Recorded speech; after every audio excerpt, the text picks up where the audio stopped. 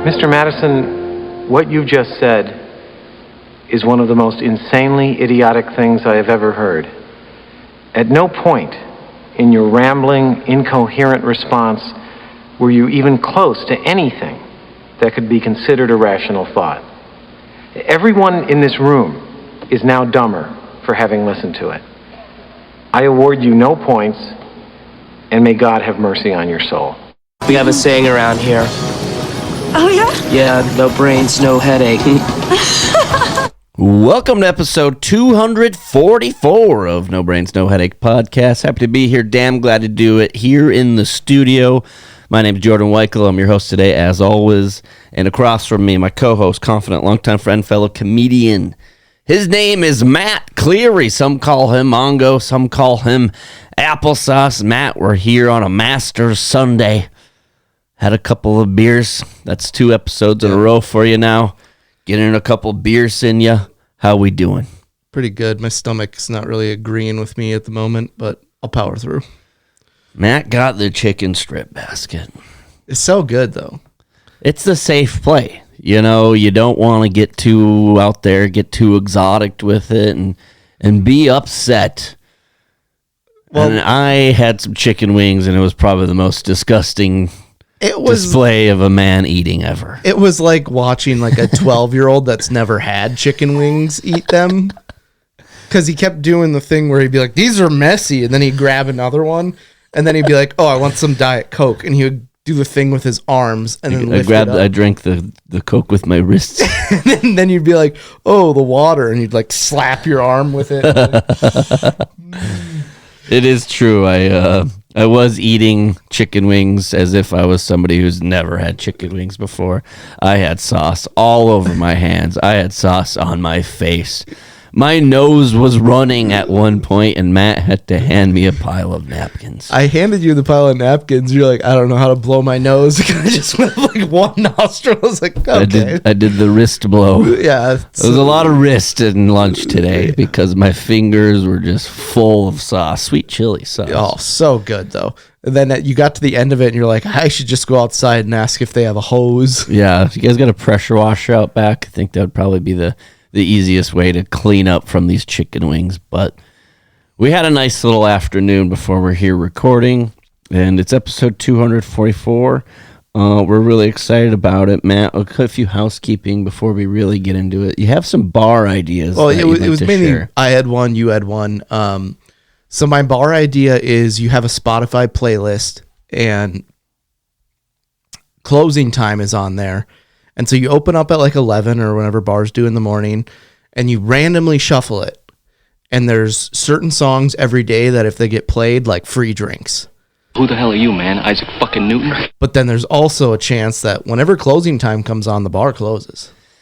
Yeah, see, I really enjoyed your idea up until that point. We introduced our audience, our loyal listeners, to capitalism a few weeks ago, and I feel like you didn't retain any of that information. I don't usually retain anything on this podcast, but I feel like it'd be gimmicky enough where people are like, hey, we got to get down to roulette. Tony's. No, I'd call it roulettes. Oh. You got to get down to roulettes because they open at 11. You don't know when the song's going to play.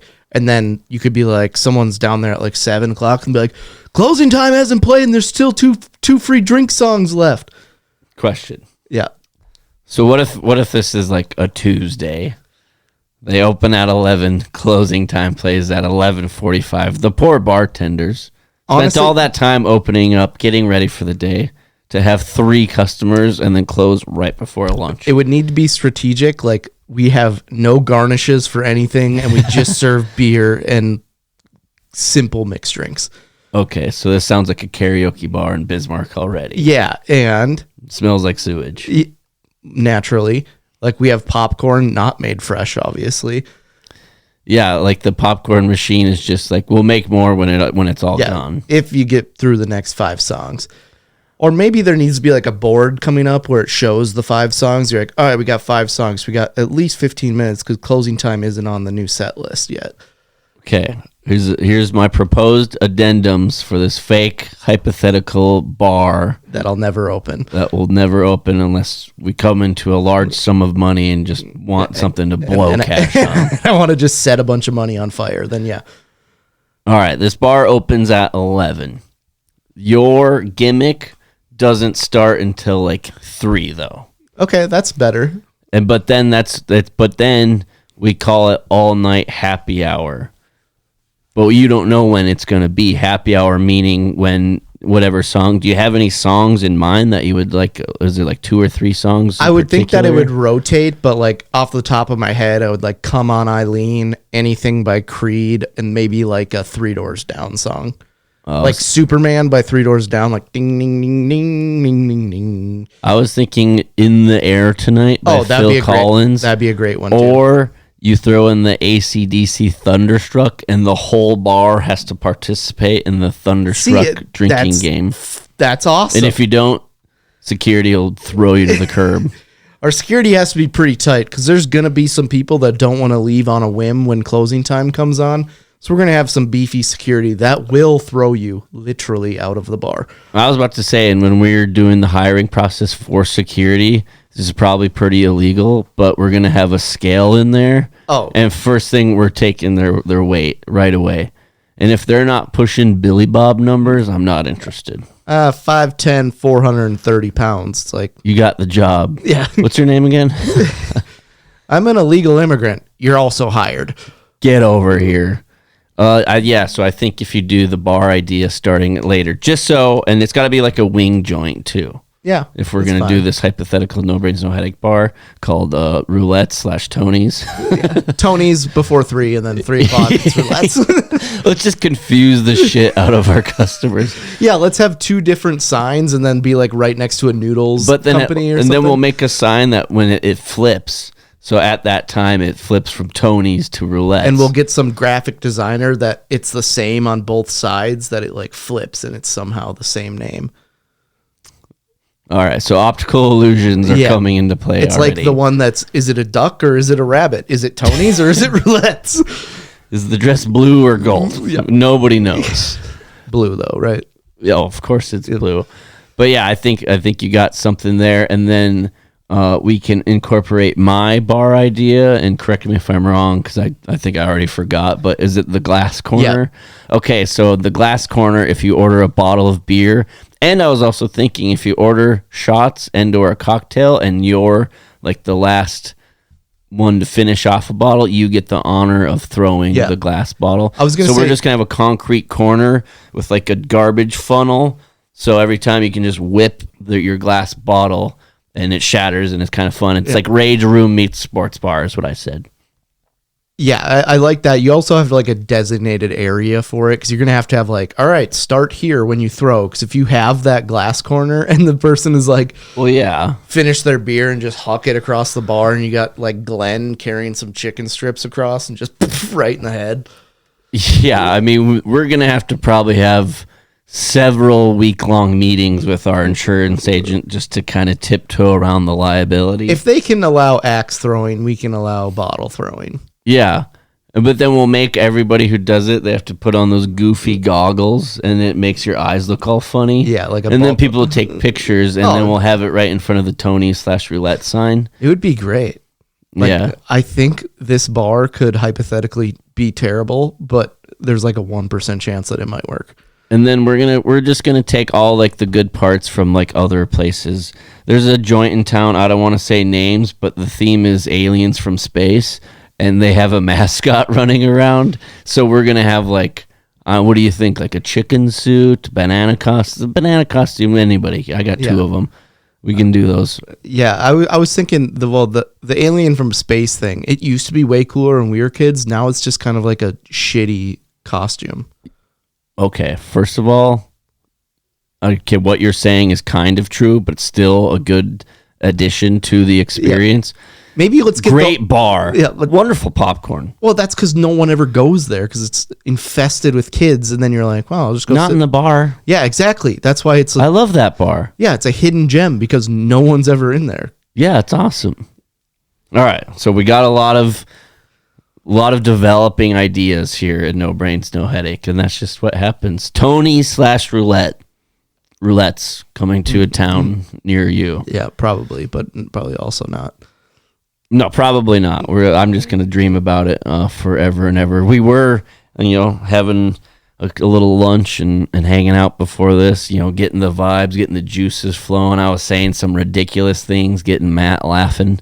And we ran into some guys we know, and I met this guy for the first time. He's been to a comedy show before, and he says, "I respect what you guys do." And I'm like, we're at a bar drinking on a Sunday afternoon, so yeah, this is pretty high level. You could say it's the grind. And then that's just what happened. I don't know. I just thought it was a funny interaction. I mean, there was like a picture of some hot chick on the TV, and you're like, she looks like she has to fart, and I would suck it out of her. I didn't say that. Okay, now you're misquoting me. Okay, well, it was something along those lines, and it was fucking hilarious. I said she looks like she's holding in a fart, and I'm gonna help her get it out. Oh, that's way worse than what I said. Okay, Matt, you just gotta tell everybody what I'm saying. I tried this one chili and it set my mouth on fire, and I had to drink a 2-liter of Mountain Dew. Also, we have what we call movie night. We're running about 5 weeks strong with it, and Matt decided to bring a jar of moonshine to movie night. We also decided to drink the entire jar of moonshine. Hey, I was like, you know what? I'm only doing samples tonight. I did like 9 samples, and we sampled the whole jar. Didn't it make you feel weird? Yes, like almost immediately you just sip it, and you're like, ooh. Okay, well, I didn't do myself any favors because I was out and about working, and I went to the gas station to get some refreshments, and they had a deal on 3 energy drinks for 1. I'm like, oh, let me get those, but I didn't get any water, so I was thirsty. So prior to Moonshine movie night, I had 3 energy drinks just because like that's all I had to drink in my car. So I have 3 energy drinks. Now I'm sipping on Moonshine. I told you I took that first sip just as a sample, and I was literally already buzzing. Yeah, it's it would be fiscally irresponsible for you not to drink all 3 of them if it was 3 for ones. And the second part about it is when I describe movie night to people, I was talking to like someone I knew, and I was like, yeah, I can on Thursday. I got movie night. And they're like, oh, with a lucky lady? Who's the lucky lady? No, 2 of my dude friends. We just get together every week and eat popcorn, watch a movie. It's honestly, it's a real delight. But sounds pretty gay on paper. When you kind of verbalize it and throw it out into the stratosphere, it does come off as not very heterosexual, yeah. And that's fine. I do wish though we didn't wait so long until like springtime to start movie night, because now it's starting to get nice out and it's just gonna end. We should have definitely done this like throughout the blistering cold winter. And we decided to start. We pretty much waited until the winter was like over, almost done, and then we're like, you know what we should start doing, guys? Movie night. Well, we also, the reason that we really did start movie night is because we just kept quoting Almost Heroes like over and over. Yeah. Maybe now you'll agree. Drinking has its benefits. You just said that. Now, if you don't mind, it's time for the liquor to take effect. we would literally be sitting at the bar. It'd be 3 of us plus 1 person who hasn't seen the movie before. They probably thought that we were just speaking in gibberish or Mandarin Chinese or just a foreign language because we were quoting the movie the whole time. Enough! Do you want my head to explode? Polish the pewter? Which is ironically... Oh my God. From here on out, you keep your distance, all right? Which is what I said the next morning after drinking moonshine. I woke up like I was someone that like had been holding their breath for 4 hours, because I just remember waking up the morning just like... I don't know. It did something to me. It got inside of me. It was like jet fuel, mainly because you could use it as jet fuel if you wanted. It's like if we got in an apocalypse, you could probably pan my diarrhea from the next morning and put it into your car and it would run fine. Well, sometimes, if you're just feeling a little off, maybe you're not feeling yourself. Maybe you're a little low, maybe you're a little down. You know, sometimes you really just gotta drink a jar of moonshine with your friends, and it's just gonna reset the system, recalibrate. We're gonna start fresh. It's like when you have technology that's not working very well, and you're like, "Oh, let's just turn it off and turn it back on." That's what you're doing to your system when you drink a jar of moonshine with your friend. You're turning your brain off. Factory reset, if and you then will. turning it back on the next morning. Are you going to be dehydrated? Are you going to have the runs at work? More than likely. But you got to get it out of your system. Then that's what I did. The next day, Jordan texted me like after work, and he was like, I need to get some grub in me. And I'm sitting on my couch with an empty pizza box that I had just ate. And I was like, I'm good. Not a bad idea. But this is episode 244. Let's get into it. Are you not entertained? Are you not entertained? Who the hell are you, man? Oh, that's the wrong one. Hold on. All right, here we go. Okay. Let's party. So, you know, a couple of months ago, I was doing this thing where I was Googling bridges, and then I would look up and read the reviews of them. Yeah. Just because I thought it was really funny. Pretty good bit. And I did this thing this week that I only did 4 of them, and I want to read you the 4. And there's a lot more research I could do. That it's you type in a pro sports team of one of the big 4 sports, mascot, and scandal behind it. Okay. And so the first one I did was Pacers, mascot, scandal. And the first thing that came up was You go ahead. Pacers mascot permanently injured a man by tackling him in 2007. I just did one as an example.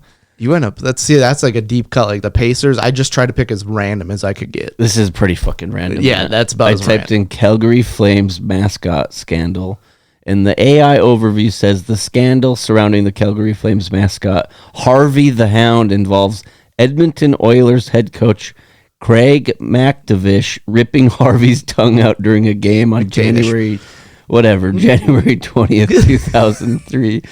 The incident occurred after Harvey was taunting the Oilers behind their bench. McTavish, Matt? Yep. Frustrated with his team's performance, reached up and removed Harvey's tongue, which he then tossed into the crowd. Dude, this is awesome. Dude, there's great. And so the next one I did was the Lightning. This is another NHL one.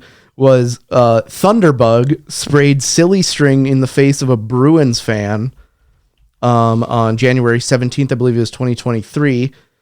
It worked again. Oh yeah, there's so many. And so the Bruins fan jumped up out of his seat and tackled Thunderbug to the ground, and security had to separate him. So I went with Seattle Mariners mascot scandal. Trying to be pretty random here. AI overview. The scandal you're likely referring to is the incident where the Mariners Moose, the Seattle Mariners mascot, collided with Coco Crisp, a Boston Red Sox player, on an ATV during the game. Dude, it's literally endless. The Moose was riding his ATV when he clipped Crisp, who was leaving the Red Sox dugout. So the next one I did was Rams, but I didn't type in like LA Rams. This is by far and away the best one. Okay. So I just typed in Rams mascot scandal, and it came up that it was like the SMU. So we're getting into college, and the SMU. This is historically the only mascot that has killed another mascot. And SMU was playing against Fordham in, I believe it was football in 1934. And the SMU mascot kicked the Fordham goat and killed it. Legit died? Yeah. Now we have deaths involved. This kind of got dark all of a sudden. It's literally everything. Okay. He got ejected a few times and then was pardoned by the governor. So then I went Houston Rockets mascot scandal. Was pardoned by the governor. Yeah. The most notable scandal involving the Houston Rockets mascot Clutch the Bear involves a 2015 incident where Clutch was assaulted by Knicks player Robin Lopez. Clutch had been wearing a shirt with Robin crossed out and sprayed Lopez with a fire extinguisher, leading to Lopez choking and knocking him to the ground. The incident was widely reported and highlighted as a clash between mascot's playful antics and the player's reaction. Maybe my favorite one, I had done the Royals. So Kansas City Royals. And this one brought some pretty good heat on it because the Kansas City Royals team mascot Slugger threw a hot dog at a man and detached his retina.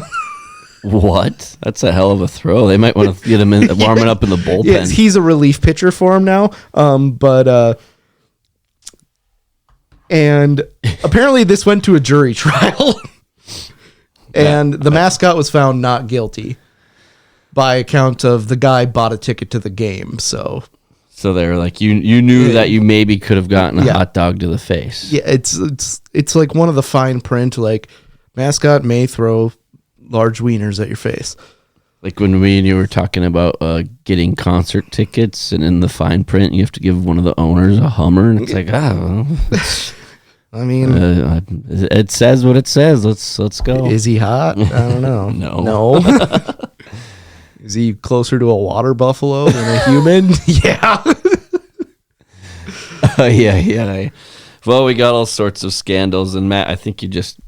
It's one of I did 4 of them for like this exercise, but there's literally you can do any mascot in college, and there's gonna be some sort of scandal, and they're always great. Yeah, we might have to make that like a bi-weekly segment. Like let's go into the mascot minute here. Oh yeah, that'd be a great one. Mascot minute. We just do one a week. What can I say? We got good ideas. We got more scandals. Fully though. My idea. I'll take credit for it. Okay, that's fine. Whatever.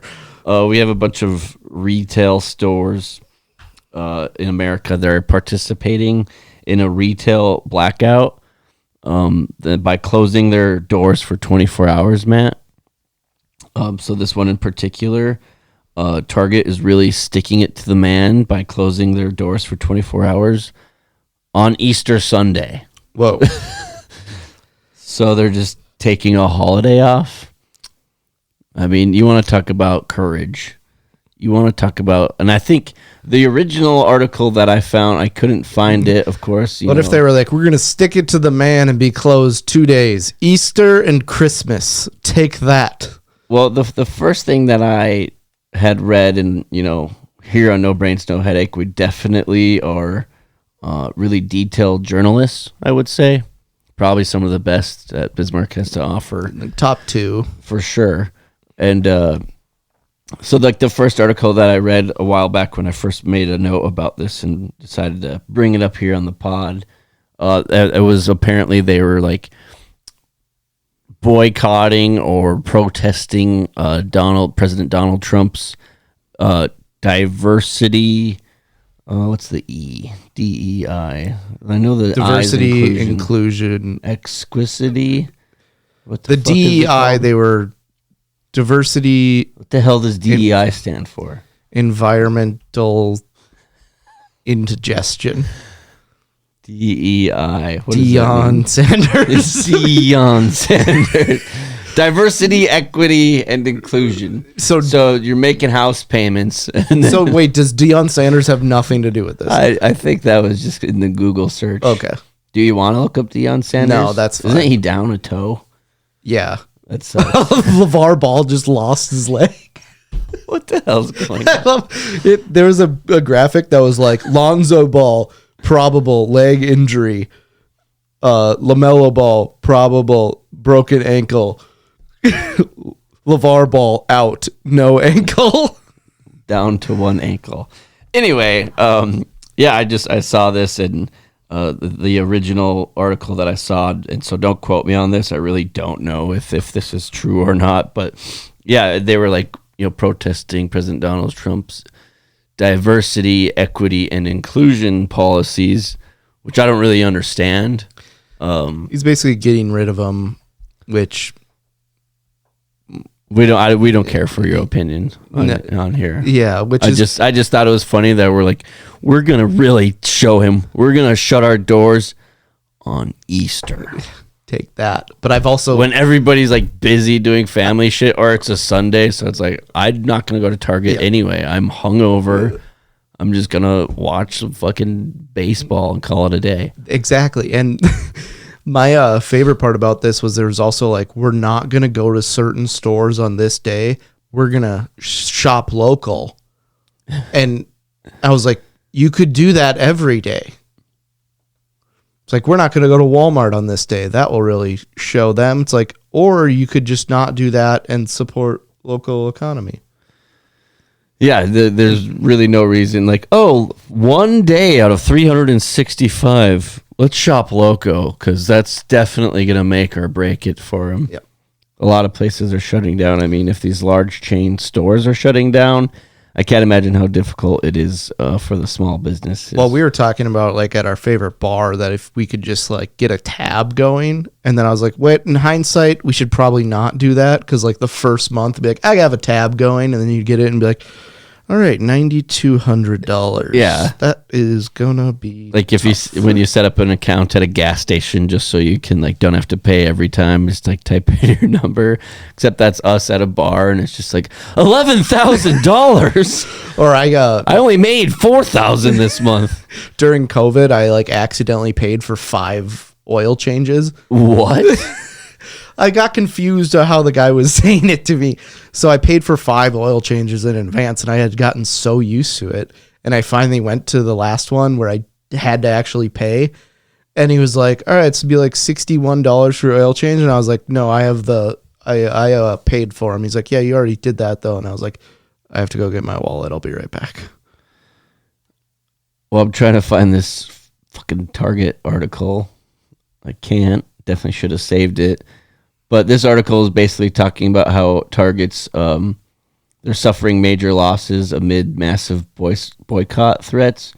They're like, yeah, our sales are down because apparently they started, and by they, I mean, I really don't know who. Target Esquire. Yeah, like people who like once shopped at Target, and they're like, you know what? Okay, here it is.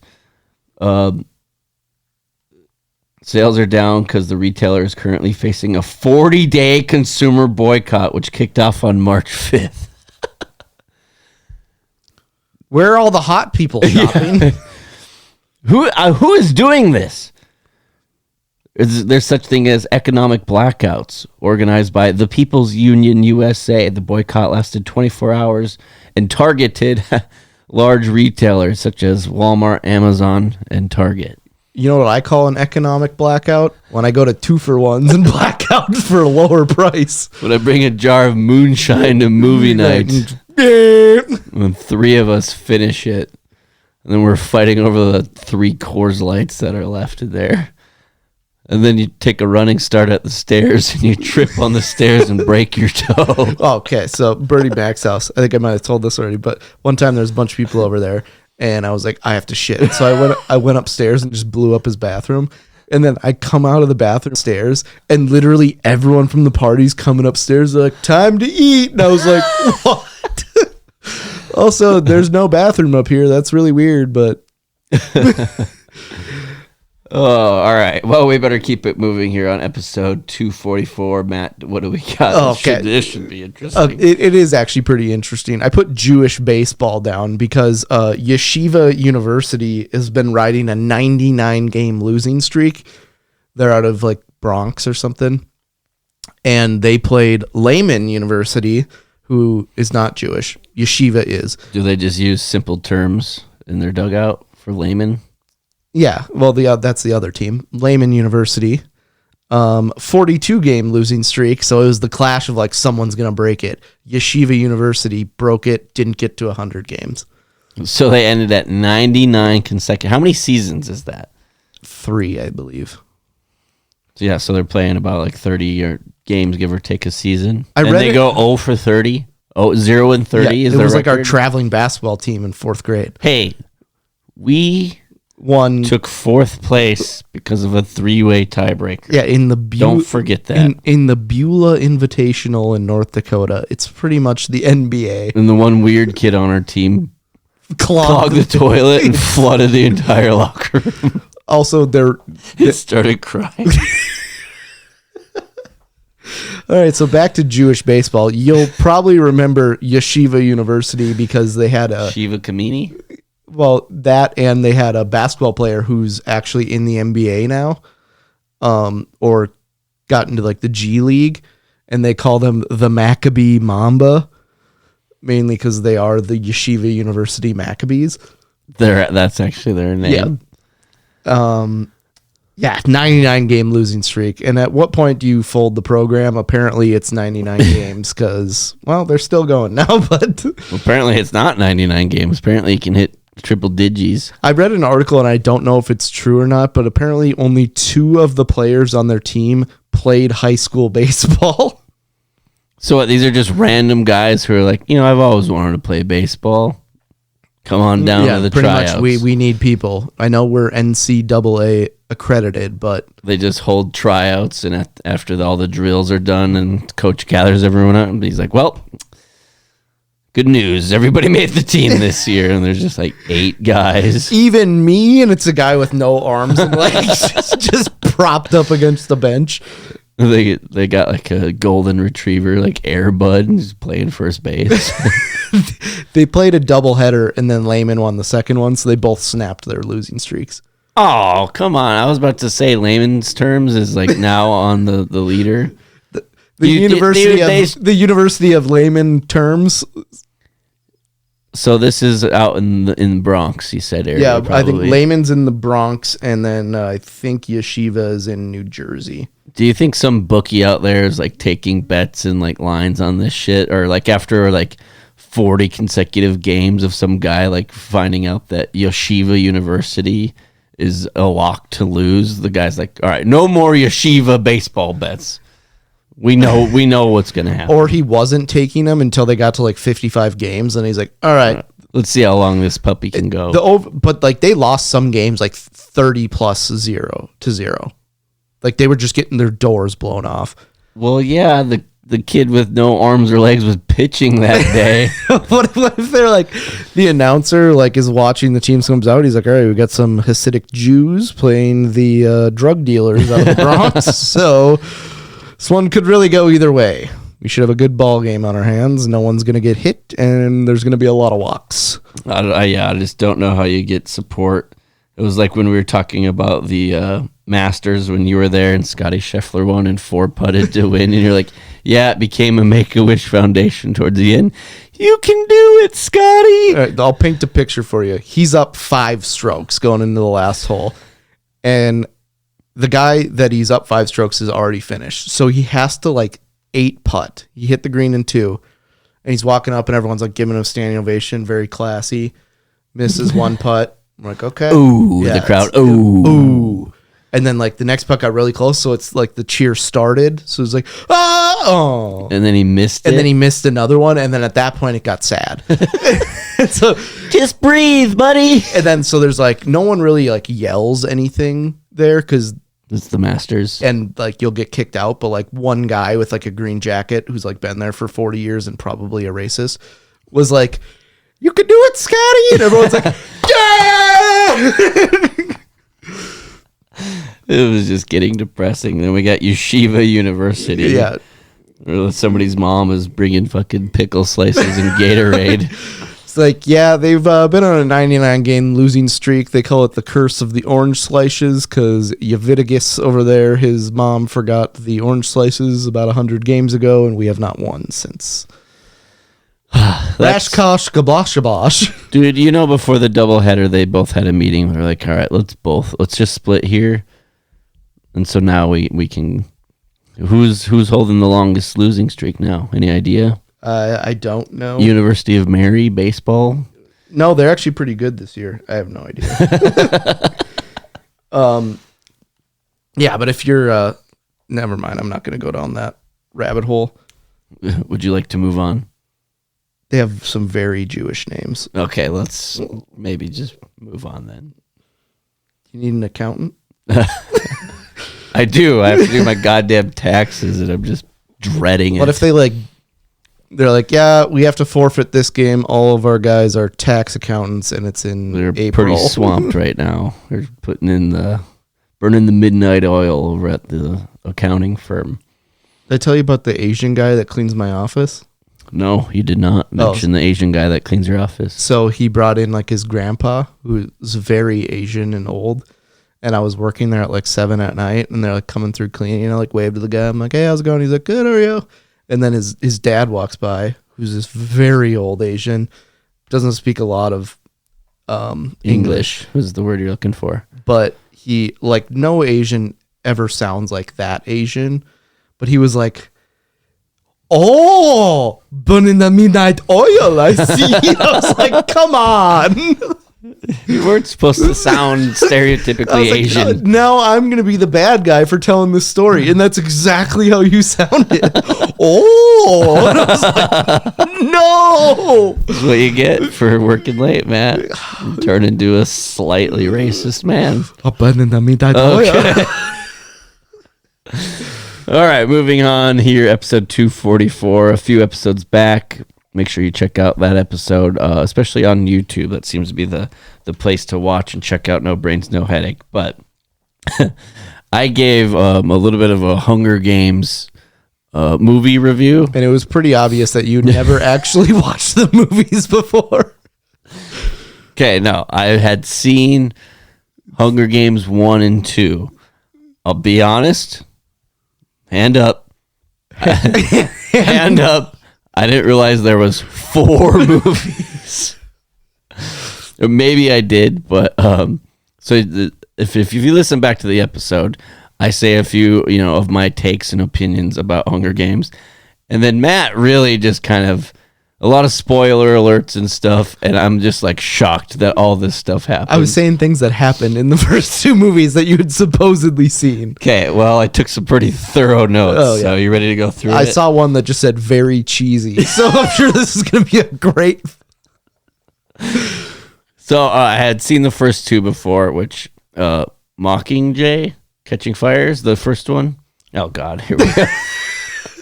Are you sure you watched them? Oh, they got all these fucking different names. I thought it was Matt. Mockingjay Part 1 and Mockingjay Part 2, and then Catching Fire, and then I thought the first one was just Hunger Games. We're gonna get to the bottom of this. Maybe. What the fuck is it called? Go to YouTube, or I mean Wikipedia. Okay, well, which one is it? Go to YouTube. This one.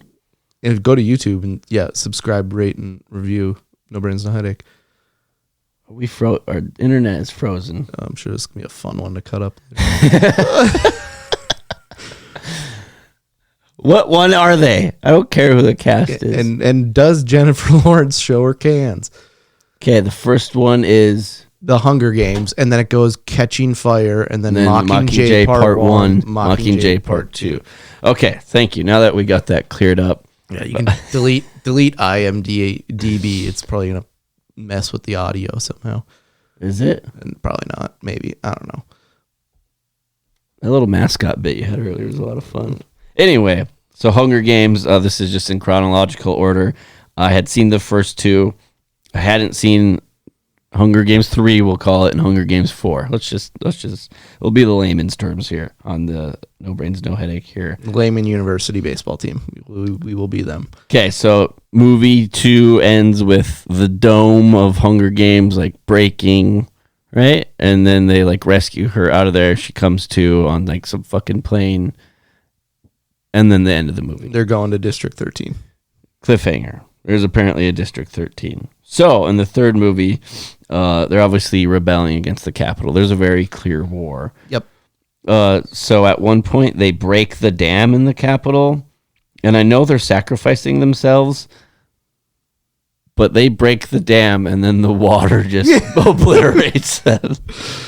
That just didn't really make... Because they're trying to run from it. Yeah. You're not going to outrun... Oh, let's break a dam and then stand at the part where... That one just didn't make sense. Because a lot of them do die by getting shot by the guards and stuff. Yeah. So I get it. They're sacrificing themselves. But then they go like plant the bombs and then they start to hoof it out of there. I hope you brought your fucking scuba gear because All right, you're not going to outrun a breaking of a dam. They like blow up the bombs, and like as it comes, like, did anyone remember to bring their boats? No? Nope, Okay. okay. Sounds good. This rebellion lasted as long as we thought it would.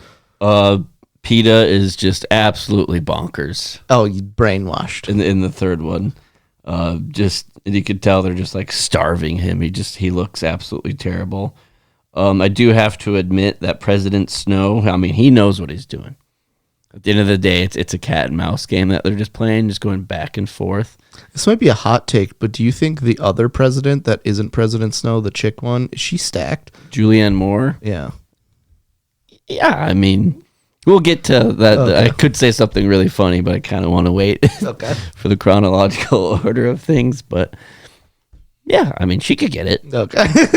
Is that what we're wondering? Yeah. Okay. It's just, I'll go back to zoning out. So they're doing all this filming. They call them propaganda. Yeah, the propaganda films are the dumbest parts about the whole thing. They're like, oh, the lens cap was on. Can we redo that? It's like, Okay, yeah. She's getting introduced to the film crew, and there's a guy in the crew that got his tongue cut out, so he doesn't have to speak at all. greatest movie part of I was all about time. to say, is that the easiest acting gig of all time? It's like, all right, your character's a cameraman who got his tongue cut out, so you don't have any lines. Do you know sign language? We can teach you Yeah, that. it's just make up whatever, and we're not really going to work on the accuracy of the sign language. I got a question for you. So in Hunger Games 3, District 13, they're in like this underground bunker, which is apparently in like the biggest forest of all time, and like they don't know where it's at.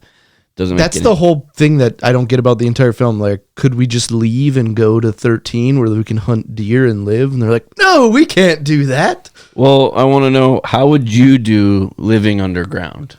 Probably pretty well. Yeah. Would you thrive? I would thrive there. I watched the movie Homestead today. Okay. What's that about? It's like a post-apocalyptic survival thing. And I'm like, I would be dead almost immediately.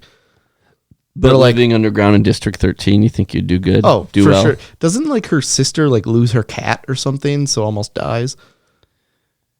Okay, yeah, you're referring to when they start getting bombed. Yeah. And by bombed, I mean like actual warfare, not just like having a couple casual jars of moonshine.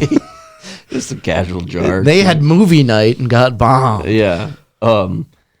Yeah, because Katniss goes back to District 12 because she wants to see her house is like perfectly intact. Like they didn't touch the victor's houses at all. She gets there. There's a goddamn cat. She grabs the cat for Prim is her name. And then they're getting bombed, right? And so it's like evacuation. Everybody's got to go down the fucking spiral stairs and go to the basement of the basement of the basement. Yeah, let's go downstairs. Prim goes back for her cat and then almost just ridiculous. Let the cat Oh, yeah, we're getting bombed. Let's go underneath this concrete bunker that's definitely not going to get bombed. It's like, okay. Yeah, it's a lot of prison vibes in there because they're like all wearing the same uniforms and like got their little chow hall and like bunk beds and shit. Super prison vibes to me, anyway. But Matt, you kind of strike me as a Haymitch. The guy that's drunk and won the Hunger Games. Yes. He like accidentally won the Hunger Games like 40 years ago, and he's like, man, I'll tell you what to do. Like he's in charge of he's like part of the public relations team. Just the worst person to have on it. He's like, hey Mitch, what can you teach us? He's like, if you mix vodka with Sprite, it's not bad. But you strike me as a Haymitch for sure. And like I just said a moment ago, there's a lot of like prison vibes. So in Hunger Games 3, when they're in District 13, Haymitch is sober because apparently they don't have any booze, but that's the only reason he's sober. Yeah. I mean, yeah, they all seem like pretty good people. They're part of the rebellion. So I feel like that was probably their choice to like come hang out in the basement. But somebody's got to be making toilet wine in there. No? Oh, for sure. Like there's got to be, like subcultures of the secret society where it's like, hey, we're all here for the common good, but I got a pretty wicked batch of toilet wine. You want to come over and drink it? There is no society in this world that doesn't have at least a one-off that is making some sort of homemade hooch or like some swill. Oh yeah, you can just eat this plant and then you'll become a jaguar or something. That's from the movie Black Panther. Maybe now you'll agree. Drinking has its benefits. I just thought that. I was like, because you see Haymitch and he's like all sober and like, like articulate and like highly functioning. It's weird how that works. And that was like, I'm like, there's got to be somebody down here making toilet wine. Like when I went sober for 20 days, that was like nuts. That was pretty wild. But that wraps up all my notes for Hunger Games 3. I watched these like in bed at like 2 a.m. on a school night. So you were texting me play-by-plays and I was fast asleep. Well, I wanted you to be part of the experience. I had movie Don't they night. just they're like, oh, PETA's under mind control. Let's just hit him in the head really hard and we'll get him back to normal. I guess, I don't know. I don't have any. Do I have any PETA notes? No. He's the worst. So Hunger Games 4, they're pretty much just continuing the war. Yeah. Which I feel like we didn't need to make 2 movies out of this, but I get it. Well, if you want to make money. First note, very cheesy. That's when they really start the proppies and stuff, or like keep going with them. At this point, it's here's the deal. Here's what I was thinking. We started out with Hunger Games, which is this battle to the death. Is Pan Am a country, a part of a world, or is it a world? I'm confused. I did see that there's like a mock-up if Pan Am was the United States, and I'm pretty sure the capital was in Wyoming. But is Pan Am its own world, or is there like Asians on the other side of the world? They're like, wait, they're just sacrificing and beating the piss out of each other? I think it's its own like country. So there's no international relations at all? Not really. It sounds like President Snow's got them in a North Korea style lockdown. That's kind of what I think it is. Yeah, there's just a plot hole right there. So it's pretty cheesy. Here's another question. You mentioned your girl Prim. Is she hot? Now we have the president of District 13. No, She's looking decent. Is Prim hot? It's been a while. All right, let me pull this up here. I'm looking up at like District 12. They made just like the coal mines of West Virginia, which is pretty accurate. Okay, where are we at here? Oh, her too. Hello. Okay, Julianne Moore is President Alma. Okay, that's a terrible picture. Yeah, she looks like Primrose Everdeen. It's like, yeah, she's she hot or not? What's happening here? Kind of getting a little tight in the pants a little bit. I think I would say yeah. She's cute. Like in the movie, it's just not great. She's like wearing her little like nurse outfit and stuff. But I was like, you know what? Maybe there's. You should just get hit by like a. Okay, well, hold on. Okay, and then in season or in season 4 episode. It's going terrific. Shut up, Matt. I'm trying my best here. Dude, look at that. See, I like this map. Okay, what district are we in according to? 10. We're like the grains and crop area, I believe. Or timber. Because 8 is... okay, thank you. 8 is the, grain. Blacks? No, it's like where they grow grain and corn. We're in like the timber region. What district was Rue from? 11. No, then that's the South. Okay. Anyway, okay. In Hunger Games 4, homeboy from House of Cards, it's this guy. His name is Boggs in the movie. His name is real. I'm not going to try to say his real name. He's also in House of Cards. Marshala. And so seeing him in House of Cards completely ruined his character for me. Because it's just the same exact role where he's just got his like deep voice and he's just really monotone the whole time. That's like when I watched. But he's in like a power play position too. You ever watch the same thing? You ever watch the show 24? No. They have the Allstate. Is it about guy. Kobe? No. Oh. It's about like Jack Bauer. they have the Allstate guy playing the president of the United States, and I'm like, I just can't see him as anything else. Yep, no, that guy. But he's like, yeah, we're going to President Mongrove, and he's like, Allstate. It's like, okay. Son of a gun. Hunger Games 4 does have a pretty wild ending. Like, I will admit, through all the cheesiness and we're just dragging on this story at a certain point. Yes, Prim gets absolutely blasted by a bomb. Don't both presidents die, and then like Katniss and PETA have an Asian kid or something? Yeah, so they take over the Capitol. The new, is it just called District 13? Yeah. So the rebel or the rebellion. The rebellion. Thank you, Matt. This is going terrific. I'm never doing this again. This is stupid. The rebellion takes over the Capitol. They got it all figured out. You know, President Snow gets captured. He's being held hostage in a fucking greenhouse, apparently. Yeah, they just go in and he's so like confused. tending to his plants, and you're like, what kind of prison Yeah. is this? You're living better than the people of District 13 that put themselves there. But it's wild. President Alma sits the victors down. So you got Woody Harrelson, Haymitch. You got PETA, who is apparently back to normal now. Katniss Everbeans, the one chick who got naked in the elevator. The one chick who's got sharp teeth, I want to say. And then Homeboy, who's like super smart, and he's in a wheelchair, and he like does like the lightning bolt thing. Yeah. So I did a really good job of just describing them. President Alma's like, all right, we ended the Hunger Games. Now I think we should have an honorable Hunger Games. And you're watching the movie and you're like, what the, like, so we just went through all this just to like repeat it. And Haymitch is back on the sauce, just like, that's not a bad idea. well, Katniss Everbean says, yes, I want to do it, which you don't see coming at all. Haymitch is like, I'll do whatever she wants.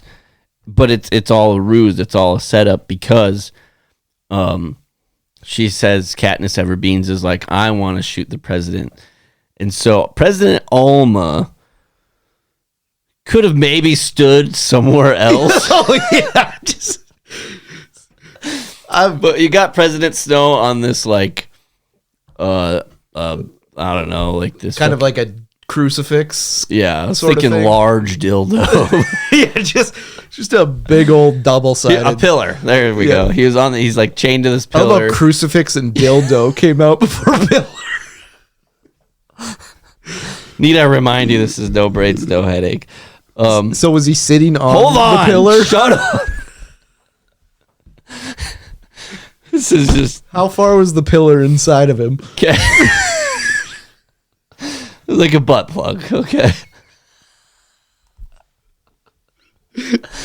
Okay, President Snow is fucking chained to this pillar. Katniss Everbeans is like all dressed up and yada yada. And like everybody apparently in the entire world of Panem is there to like watch this thing. And so she takes her bow and arrow and she's like staring right at him. And apparently they just don't have VIP security or anything because like everyone's like right by her. Directly above is President Alma. And like you start seeing this scene build up. You're like, oh, I know what's going to happen because Katniss never wanted the honorary Hunger Games. When President Alma proposed that to them in Katniss' head, she's like, that's the dumbest fucking thing I've ever heard. But I do crazy shit, so I'm going to act like I'm with it. And we're going to do a sacrificial lamb thing of President Snow. But in actuality, I'm just going to...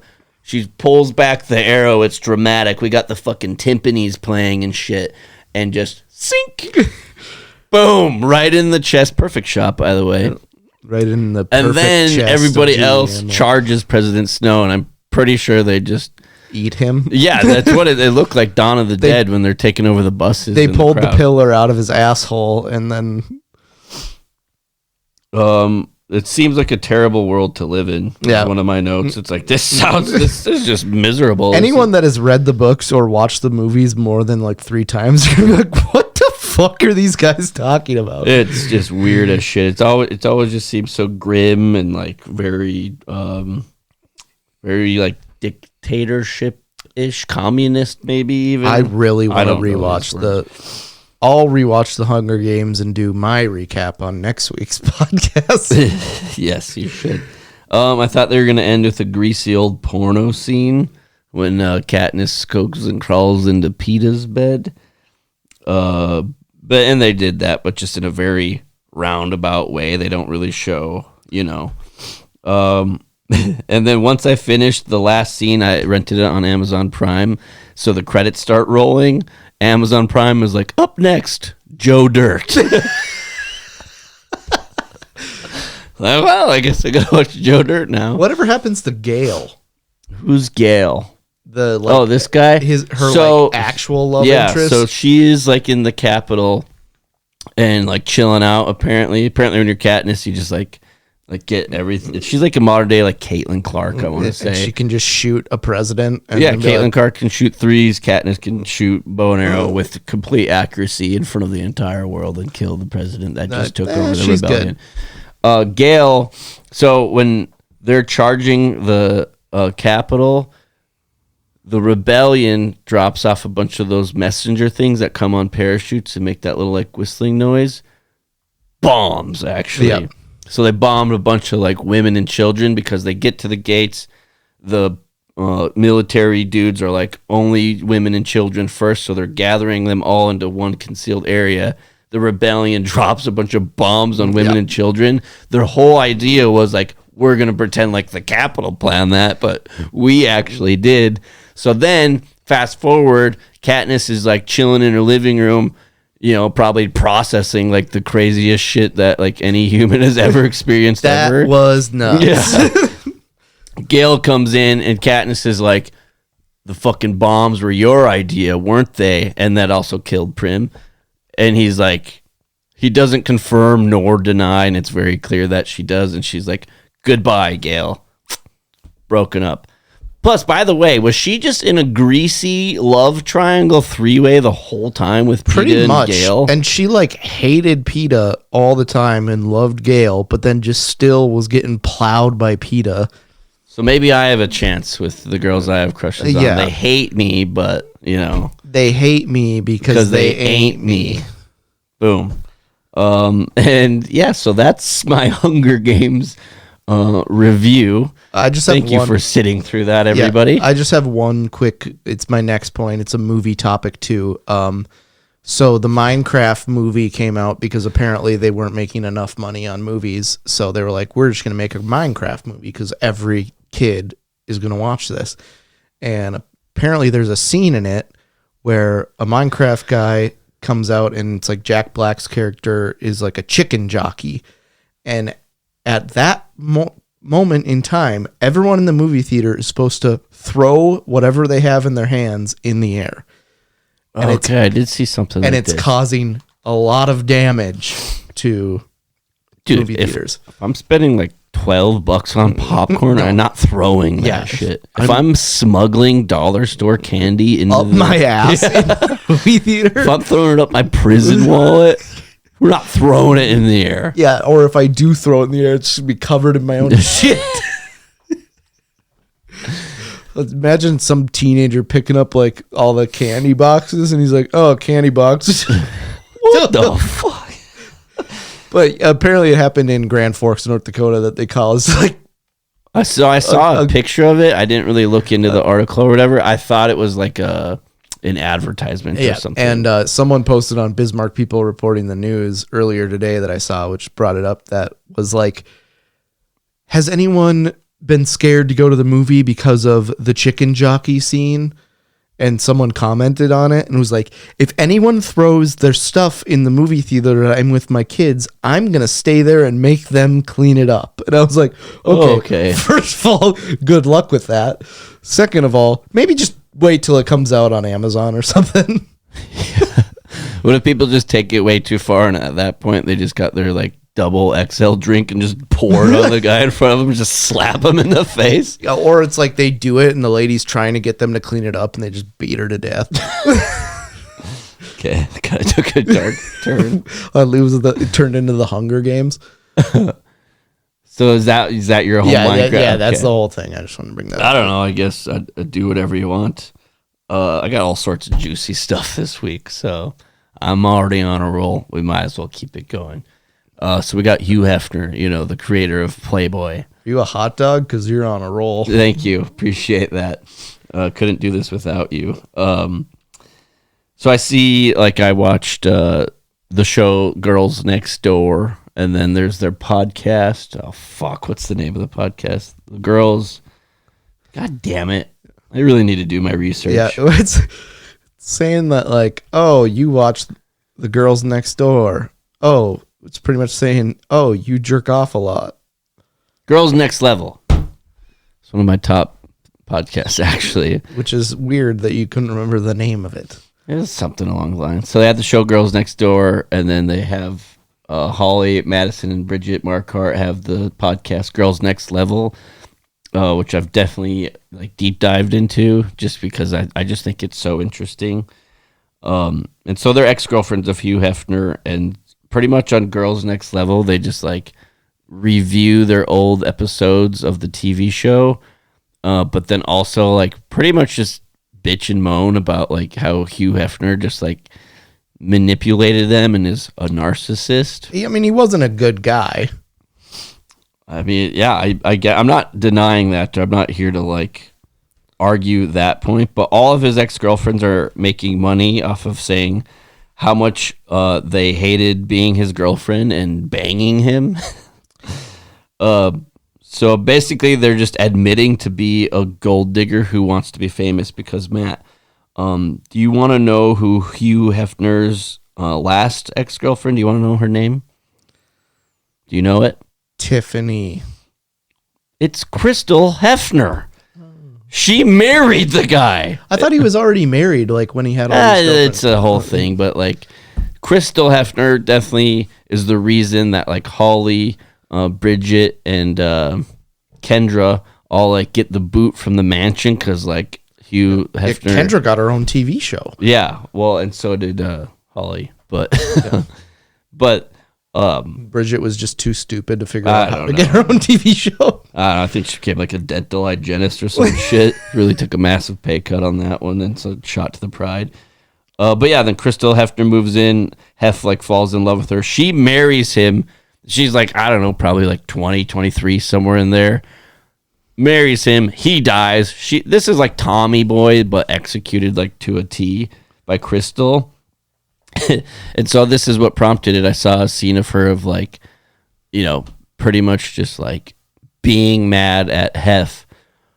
Her ex-husband, who she now, I don't know if you know how marriage works, but she pretty much just Tommy Boyed him. Got the king of the castle, the keys to the castle. Now she's the king of the castle. Is she? Her name's Crystal Hefner, Matt. Sorry you blew up.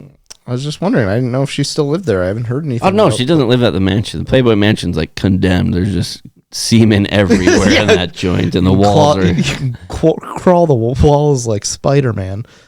But Holly has written books about this, and then her and Bridget obviously have the podcast. Did she write books about it, or did someone write books about it? Well, I don't know. She's getting a cut.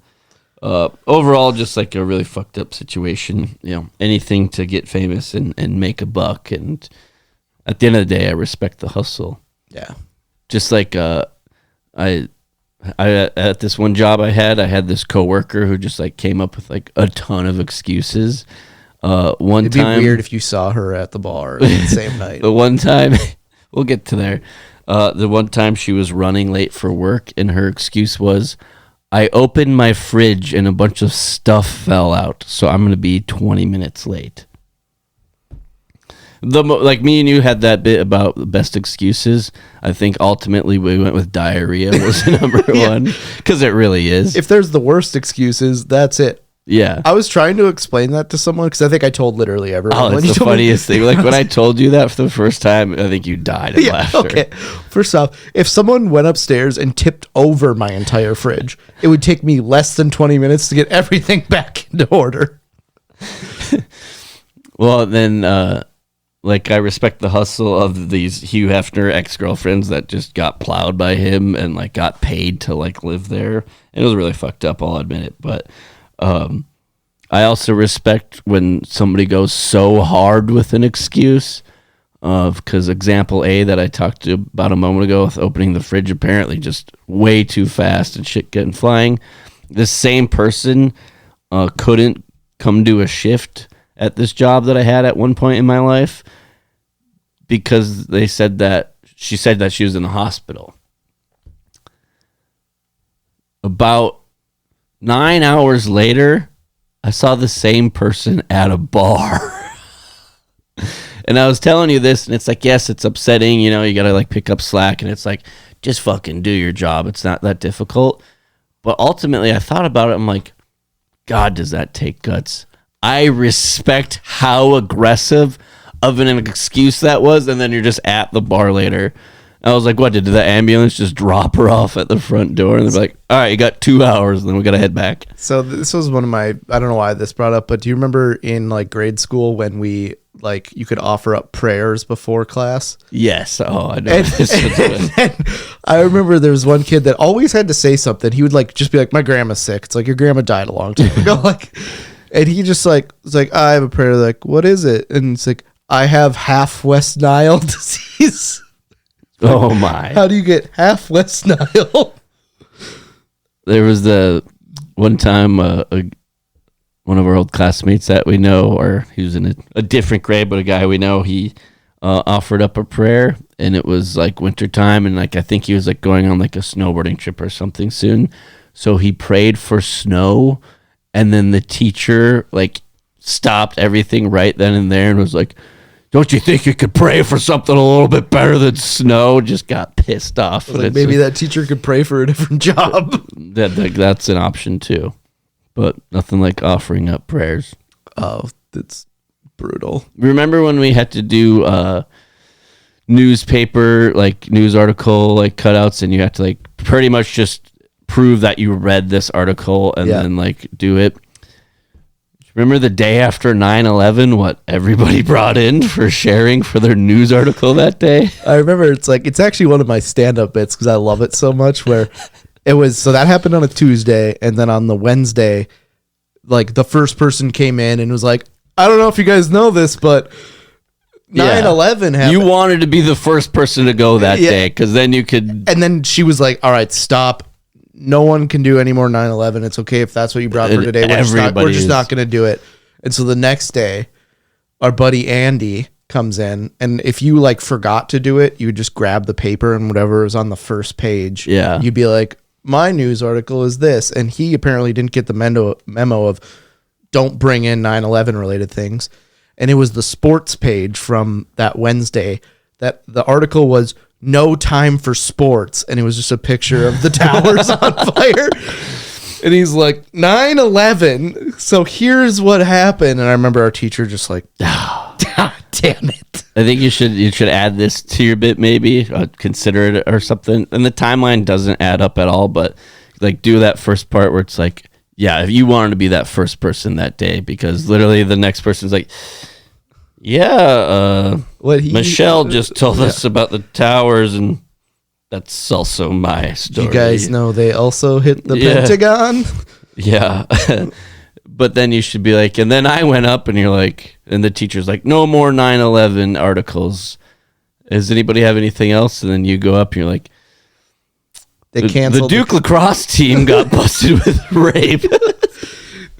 The Duke lacrosse team had a 28-person orgy that was non-consensual, whatever that. That'd be so funny. She's like, no more 9/11, and you just come from the top ropes with something, a different scandal. What if it was like, no more 9/11, you come and be like, the Chicago Cubs canceled their game today for a unrelated reason. I got family din soon. Yeah, me too. So let's wrap it up. That was episode 244. Matt, how can our listeners get more involved in the No Brains, No Headache world? Make sure to follow us on all social media platforms, YouTube, Instagram, Twitter, Facebook, TikTok. We are on there. Just search No Brains, No Headache. That's the easiest way to find us. Slap us as follow. You can also follow us on our normal accounts, which will be linked on Instagram, Jordan Von Weichel and Maddie Applesauce. Yeah, I once got introduced as... Somebody thought my actual name was Jordan Von Weichel and got introduced as that, and Matt and I got a real kick out of that. Yeah, it's like, well, it's also the the enemy. You're trying to say it was a Mary Poppins character, and then I looked it up. I think they're the Von Trapp family that sang in it. Okay, whatever. This was a great episode. Yeah, I had a lot of fun today. I gotta take a shit. All right, well, that is episode 244. Up next, we have 245. Please join us in May. It's looking like Saturday, May 17th. We're going to celebrate our 5-year anniversary. 5 years of No Brains, No Headache. We'll get you details on that, but we're probably going to give away some prizes, some beers, and just have a good time. We'd love for you guys to come out and join us, so stay tuned for details on that. We also may be presenting at a local event soon, so we will also share news on that. Then we'll come out with our summer and fall show schedule and let you know more there. But thank you so much for listening, and up next, episode 245. You're watching Channel 4 News with 5-time Emmy Award-winning anchor Ron Burgundy and Tits McGee. Good evening, San Diego. I'm Veronica Corning.